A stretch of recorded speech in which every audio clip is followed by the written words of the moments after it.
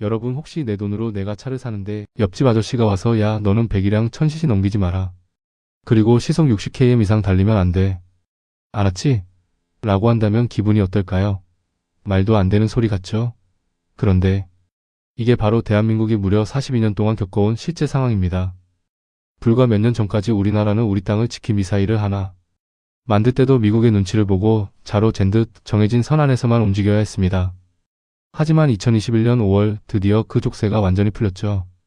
이건 단순히 무기 사거리가 늘어난 수준이 아닙니다. 대한민국이 기술적 식민지에서 벗어나 진정한 우주 주권을 선포한 역사적인 사건이거든요. 오늘 인포큐브에서는 우리가 왜 그토록 이 미사일에 집착했는지 그리고 그 42년의 눈물겨운 비하인드 스토리를 아주 깊숙이 파헤쳐 보겠습니다. 시간을 거슬러 1970년대 후반으로 가봅시다. 당시 한국은 지금의 화려한 모습과는 거리가 멀었습니다. 트랜지스터 라디오나 겨우 조립하던 시절이었죠. 그런데 북한의 도발은 날로 거세지고 믿었던 주한미군은 철수하겠다는 소리가 들려옵니다. 이때 박정희 대통령은 결단을 내립니다. 남의 손에 우리 목숨을 맡길 순 없다. 우리 미사일은 우리가 만들자. 국방과학연구소 ADD 연구원들은 이름부터 범상치 않은 항공우주사업이라는 위장 명칭을 쓰고 비밀리에 개발을 시작합니다. 말이 개발이지 사실상 맨 땅의 헤딩이었어요. 도면도 제대로 없고 부품 하나 구하려면 전 세계를 뒤져야 했습니다. 오죽하면 미국의 나이키 허큘리스 미사일을 분해해서 구조를 익혔을까요? 마침내 1978년 한국 최초의 탄도미사일 백곰이 하늘로 솟구칩니다. 세계 7번째 미사일 보유국이 되는 순간이었죠. 연구원들은 서로를 껴안고 울었습니다. 이제 우리도 평양을 때릴 수 있다. 는 자신감이 온 나라를 뒤덮었습니다. 하지만 이 기쁨은 그리 오래가지 못했습니다. 백곰의 성공을 가장 불편하게 지켜본 건 다름 아닌 우방국 미국이었습니다. 당시 냉전이 한창인데 한국이 독자적으로 장거리 미사일을 갖게 되면 동북아시아의 전략적 균형이 깨질까봐 걱정했던 거죠.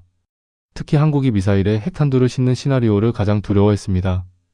결국 1979년 미국은 한국의 제안을 빙자한 압박을 넣습니다. 기술은 도와줄게. 대신 사거리는 딱 180km, 탄두는 500kg까지만 해. 약속해. 이게 바로 42년 족쇄의 시작인 한미미사일 지침입니다. 180km. 서울에서 쏘면 평양에 겨우 닿을까 말까 한 거리입니다. 부산에서 쏘면 대구 조금 지나서 떨어지는 수준이죠. 이건 마치 페라리를 사줬는데 학교 앞 어린이 보호구역 스쿨존에서만 운전하라는 격이었습니다. 우리나라 국방은 이때부터 거대한 감옥 속에 갇히게 된 겁니다. 1980년대 초 정권이 바뀌면서 미사일 사업은 찬밥 신세가 됩니다. 미국과의 관계 개선을 위해 연구소 인력이 뿔뿔이 흩어지기도 했죠. 그렇게 우리의 꿈이 사그라드는 줄 알았습니다. 하지만 1983년 전 세계를 경악게 한 아웅산 묘소 테러 사건이 터집니다. 북한의 폭탄 테러로 우리 강요들이 목숨을 잃자 국민들은 분노했고 정부는 깨달았습니다. 우리가 이빨 미사일이 없으니 저들이 우리를 우습게 보는구나. 다시 불이 붙었습니다. 멈췄던 연구가 재개됐고 지침의 한계치인 180km를 꽉 채우면서도 정확도는 비약적으로 높인 현무-1이 등장합니다. 비록 족쇄는 차고 있었지만 그 안에서 할 수 있는 최선의 반격 준비를 시작한 거죠. 그런데 여러분, 180km라는 한계 속에서 우리 연구원들이 선택한 방법이 뭔지 아십니까? 멀리 못 쏘게 한다면 차라리 한 방에 가루로 만들어버리자 라는 도끼 어린 전략이었습니다. 그 집념이 훗날 전 세계가 경악할 괴물 미사일을 탄생시키게 되는데 과연 우리는 어떻게 그 좁은 감옥을 깨고 나왔을까요? 여러분 한번 상상해보세요. 정교 싸움 1등이 나한테 너 주먹은 휘두르되 팔은 30cm 이상 뻗지 마라고 한다면요. 억울해서 잠이 오겠습니까? 우리 국방과학연구소 연구원들은 그 억울함을 토끼로 바꿨습니다. 그래 멀리 못 가게 한다 이거지? 그럼 닿는 거리 안에서는 아예 흔적도 안 남게 박살을 내주마. 라는 심정으로 말이죠. 그렇게 탄생한 게 바로 대한민국의 자존심 현무 시리즈입니다. 북방을 지키는 신령스러운 거북이라는 이름처럼 우리 미사일은 아주 느릿하게 하지만 확실하게 족쇄를 하나씩 끊어내기 시작합니다. 2001년 드디어 첫 번째 변화가 찾아옵니다. 1차 개정을 통해 사거리가 300km로 늘어났죠. 이제 서울에서 쏴도 평양을 넘어 북한 전역이 가시권에 들어오기 시작했습니다. 이때 나온 게 현무-2예요. 하지만 여전히 배가 고팠습니다. 탄두 중량은 500kg 그대로였거든요. 그러다 2012년 2차 개정에서 아주 흥미로운 규칙이 생깁니다. 이름하여 트레이드 오프 트레이드 마이너스 오프. 쉽게 말해 사거리를 늘리고 싶어? 그럼 탄두 무게를 줄여. 반대로 탄두를 무겁게 하고 싶으면 사거리를 줄여라는 일종의 물물 교환이었죠. 사거리는 최대 800km까지 허용됐습니다. 이제 제주도에서 쏴도 신의주까지 닿는 수준이 된 겁니다. 이때부터 우리 군의 머리 싸움은 더 치열해집니다. 현무-2B, 현무-2C를 개발하며 우리는 제한된 규칙 안에서 최적의 파괴력을 찾는 미사일 장인이 되어갔습니다. 진짜 반전은 2017년에 일어납니다. 북한의 핵 위협이 고조되자 한미 양국은 3차 개정을 통해 탄두 중량 제한을 완전히 없애버립니다. 이건 정말 엄청난 사건이었어요. 사거리만 지키면 탄두에 1톤을 싣든 10톤을 싣든 상관하지 않겠다는 뜻이었거든요. 자, 여기서 우리 연구원들의 토끼가 폭발합니다. 무게 제한이 없다고? 그럼 제대로 된 해머 한번 만들어보자. 그렇게 탄생한 게 언론에서 입이 마르도록 칭찬한 현무-4입니다. 별명이 뭔지 아세요? 바로 괴물 미사일입니다.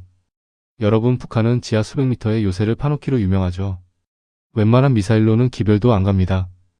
그래서 우리는 탄두 무게를 2톤, 5톤, 심지어 8톤까지 키우기 시작합니다. 8톤이면 웬만한 코끼리 2마리 무게예요. 이 거대한 쇳덩어리가 마하 10 이상의 속도로 하늘에서 수직으로 꽂힌다고 생각해보세요. 폭발력도 폭발력이지만 그 엄청난 운동에너지만으로 지하 깊숙한 벙커를 그대로 짓눌러버립니다. 전술핵급 위력을 가졌다는 평가가 나오는 이유죠. 핵이 없어도 핵에 준하는 억제력을 갖게 된 겁니다. 우리 건드리면 너희가 어디 숨든 그 땅 전체를 지옥으로 만들어주겠다는 무언의 메시지인 셈입니다. 그리고 2020년 미사일뿐만 아니라 우리나라 우주산업의 판도를 바꿀 결정적인 촉새가 하나 더 풀립니다. 바로 고체연료 사용 제한 폐지입니다. 그동안 우리는 로켓을 쏠 때 다루기 까다로운 액체연료만 써야 했어요. 하지만 고체연료는 다릅니다. 건전지처럼 그냥 끼워 넣고 원할 때 바로 쏠 수 있어요. 군사적으로는 즉각 대응이 가능해진 거고 산업적으로는 값싸고 효율적인 로켓 개발이 가능해진 거죠. 이제 우리나라는 미사일 강국을 넘어 우주 강국으로 가는 티켓을 거머쥐게 된 겁니다. 자, 이제 사거리도 무게도 연료도 다 풀렸습니다. 42년 동안 우리를 가뒀던 감옥 문이 활짝 열린 거죠. 그런데 여러분, 문이 열렸다고 해서 다 끝난 걸까요? 아닙니다. 이제부터가 진짜 주권의 시험대입니다. 우리가 ICBM 대륙간 탄도미사일까지 만들 것인지 아니면 우주로 눈을 돌릴 것인지 대한민국이 그리는 거대한 밑그림 마지막 씬에서 확인하시죠. 2021년 5월 21일 미국 워싱턴 한미 정상회담 후 발표된 공동성명에는 전 세계 방산 관계자들의 귀를 의심케 한 문장 하나가 실렸습니다. 한미 미사일 지침 종료 터미네이션. 42년입니다. 부모님 세대가 청춘을 다 바치고 우리가 태어나 자라는 내내 우리 하늘을 가로막았던 그 두꺼운 유리천장이 단 한 문장으로 산산조각 난 순간이었습니다. 이제 대한민국은 사거리 제한도, 탄두 중량 제한도, 연료의 종류도 그 누구에게 물어볼 필요가 없는 미사일 완전 주권국이 되었습니다. 이건 단순히 무기가 늘어난 게 아니라 우리나라의 국격과 전략적 선택지 자체가 완전히 다른 차원으로 진입했다는 뜻입니다. 지침이 풀리자마자 많은 분이 궁금해하셨죠. 그럼 이제 우리도 미국이나 북한처럼 미국 본토까지 날아가는 ICBM 대륙간 탄도미사일 만드는 거야? 결론부터 말씀드리면 기술은 충분하지만 당장 만들 이유는 적습니다. 우리의 주된 위협은 전 세계 반대편이 아니라 바로 옆에 있으니까요. 대신 우리 군은 중거리 탄도미사일 IRBM 수준, 즉 130km 사거리에 집중하고 있습니다. 이건 중국, 러시아 일부, 그리고 주변국 전체를 사정권에 두어 감히 우리를 건드리지 못하게 하는 독침 전략의 핵심입니다. 하지만 진짜 중요한 변화는 미사일 그 너머에 있습니다. 탄도미사일과 우주 로켓은 쌍둥이거든요. 머리에 탄두를 얹으면 미사일이고 인공위성을 얹으면 우주 발사체가 됩니다. 고체 연료 제한까지 풀린 지금 대한민국은 이제 우리 손으로 만든 위성을 우리 로켓에 실어 우리 땅에서 언제든 쏘아 올릴 수 있는 힘을 갖게 된 겁니다. 지금까지 대한민국은 근육미사일은 세계 최고 수준이었지만 눈정찰 위성은 빌려 써야 했습니다. 북한이 뭘 하는지 보려면 미국 위성 정보에 의존해야 했죠. 옆집 CCTV 좀 같이 봅시다 라고 부탁해야 하는 처지였습니다. 하지만 이제는 달라집니다. 고체 연료 발사체 기술을 통해 적에도 군사, 정찰 위성을 촘촘하게 띄우게 되면 한반도를 24시간 내내 우리 눈으로 직접 들여다볼 수 있습니다. 적이 움직이기도 전에 먼저 보고 대응하는 것, 이것이 바로 진정한 의미의 자주국방이자 우리가 그토록 원했던 삼축체계의 완성입니다. 누군가는 물을지 모릅니다. 그거 다 세금이고 전쟁 무기 아니냐고 말이죠. 하지만 여러분, 이 기술들은 지금 이 순간에도 우리 삶을 바꾸고 있습니다. 70년대 백곰을 만들던 그 투박한 기술들은 세대를 거듭하며 정밀전자, 고성능 모터, 신소재 기술로 진화했습니다. 우리가 쓰는 스마트폰 부품, 우리가 타는 자동차의 제어 시스템 속에는 국방연구원들이 밤을 새우며 깎아 만든 미사일 기술의 DNA가 흐르고 있습니다. 방위산업은 이제 단순한 국방을 넘어 대한민국의 새로운 먹거리 엔진입니다.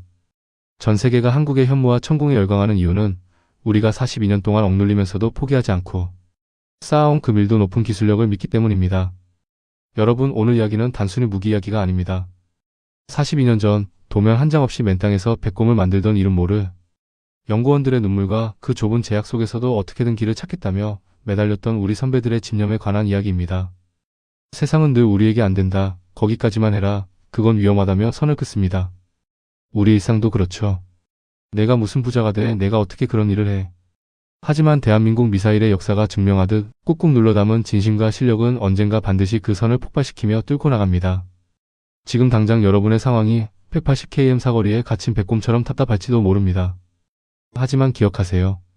그 억눌림의 시간 동안 여러분이 쌓아온 내공은 훗날 족쇄가 풀리는 날 세상을 뒤흔들 현무-5 같은 강력한 에너지가 될 겁니다. 인포큐브는 여러분의 그 뜨거운 성장을 언제나 진심으로 응원하겠습니다. 세상의 변화는 빠르고 때로는 우리가 따라가기 벅찰 정도로 거칠게 몰아칩니다. 하지만 제대로 된 지식이라는 뿌리를 깊게 내린 사람은 어떤 풍파에도 흔들리지 않습니다. 단순히 조회수를 위한 자극적인 뉴스가 아니라 여러분의 삶의 단단한 통찰이 될 지식을 함께 공부하고 싶습니다. 저희와 함께 성장해서 변화하는 세상 속에서 누구보다 단단한 뿌리를 내리고 싶으시다면 구독과 알림 설정으로 인포큐브의 6가지 시선을 함께 해주세요.